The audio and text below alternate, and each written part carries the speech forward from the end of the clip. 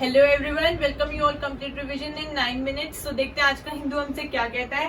कल से या कह सकते हैं आप, हमारे कुछ टाइम पहले से ये न्यूज चल रही है कि इंडिया का नेम जो है रिप्लेस करके भारत रख देंगे।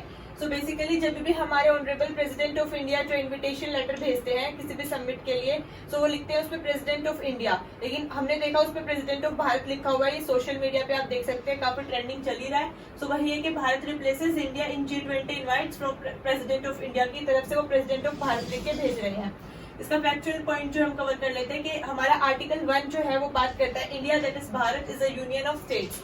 वैसे आर्टिकल 1 में इंडिया और भारत दोनों का वर्णन किया गया है, लेकिन फिलहाल जो है बात की जा रही है कि हम प्रॉपरली इंडिया के नेम को रिप्लेस करके भारत का नेम जो है रख देंगे।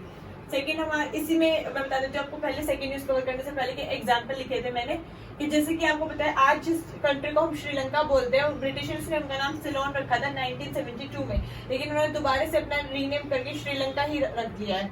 सिमिलरली बर्मा जो है आपका पुराना नेम रखा था ब्रिटिशर्स ने, लेकिन उन्होंने दोबारा से म्यांमार कर दिया है। ठीक है। सेकंड हमारी न्यूज है, जो प्रेसिडेंट मुर्मू है honour 75 teachers with national awards on teachers day. So हमारी जो ऑनरेबल प्रेसिडेंट है उन्होंने आपके टीचर्स डे पे अवार्ड्स दिए हैं डिफरेंट आपके टीचर्स को, जो कहाँ से बुलाए गए थे, department of school education and literacy से, department of higher education under ministry of skill development से। इनको कैश प्राइज भी मिला है 50,000 का और साथ में इनको अवार्ड्स दिए गए हैं।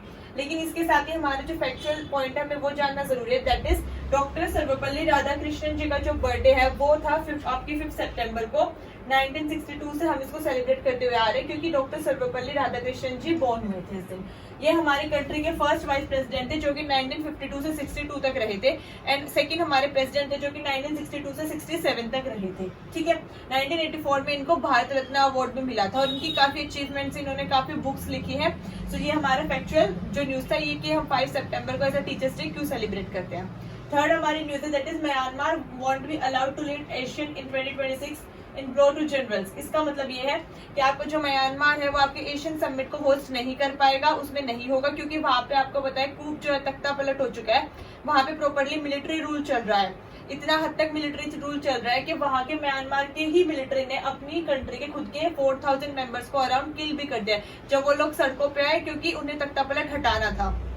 सो इस हद तक वहां पे क्राइम फैल चुका है। सो दैट इज वाई वहां पे आसियान की जो समिट्स है आपकी मीटिंग्स है वो नहीं होंगी। अच्छा, अब इसके साथ इसका फैक्चुअल पॉइंट कवर करते हैं कि आशियन कंट्रीज कौन कौन सी है। तो हमारी ये आशियन कंट्रीज है, मैंने लिख दी है। इसकी ट्रिक ये है, ये मैंने पहले आपका सारा शॉर्ट फॉर्म में लिखा था, फिर मैंने उसके बाद उसकी ट्रिक लिखी है। दैट इज, पहले मैं ट्रिक बता देती हूँ आपको। जैसे हम सभी को पता है MS धोनी, ठीक है, ग्रेट प्लेयर। सो उनसे ही रिलेटेड मैंने ट्रिक बनाई है ताकि याद भी रह जाए easily. MS is BPL, that is MS is Dhoni नहीं लिखना है आपको obviously. MS is below poverty line. BPL की फुल फॉर्म हम सबको पता है, बिलो पॉवर्टी लाइन होती है।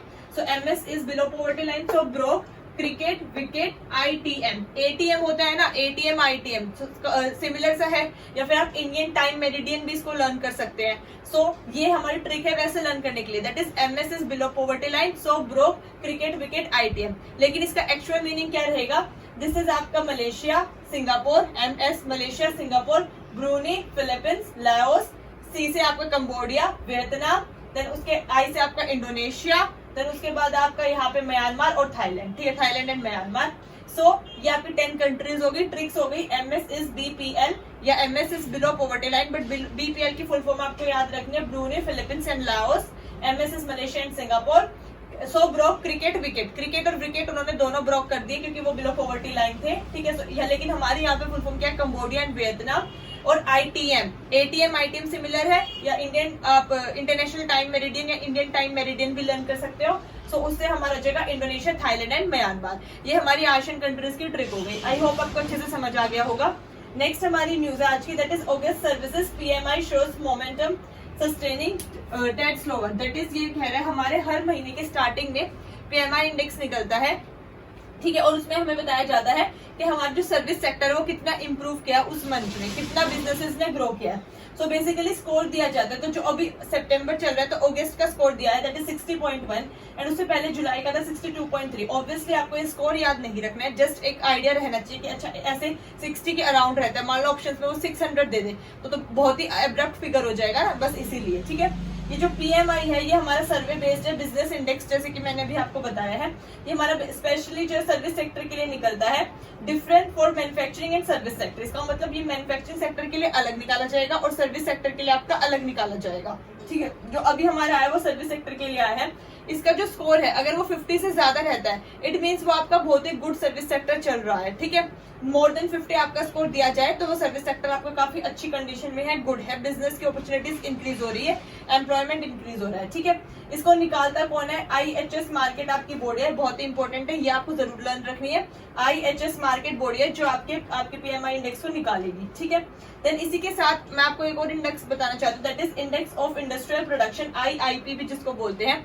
वो आपके PMI इंडेक्स से जो है बड़ा होता है। क्यों बड़ा होता है? क्योंकि यहाँ पर जो आपका IIP निकलेगा वो आपका इंडियन लेवल पे निकलता है 8 कोर सेक्टर से, जो हमारे इंडिया के बिजनेस सेक्टर के उनका। और वो 8 कौन कौन से है? Coal, crude oil, natural gas, refinery products, fertiliser, steel, cements and electricity. इस पे आपको UPSC भी और बाकी एग्जाम्स में क्वेश्चन भी पूछ चुके हैं कि आपके 8 कोर सेक्टर्स कौन कौन से हैं। तो आप ध्यान रखना है, जैसे कोल है, ऑयल है, नेचुरल गैस है, रिफाइनरी प्रोडक्ट्स है, फर्टिलाइजर है, स्टील है, सीमेंट है और इलेक्ट्रिसिटी है। ये हमारे 8 सेक्टर्स हो गए। ठीक है, सो आई होप आज का हिंदू एनालिसिस आपको पसंद आया होगा। Then please like, share and subscribe the channel. Thank you so much. जय हिंद।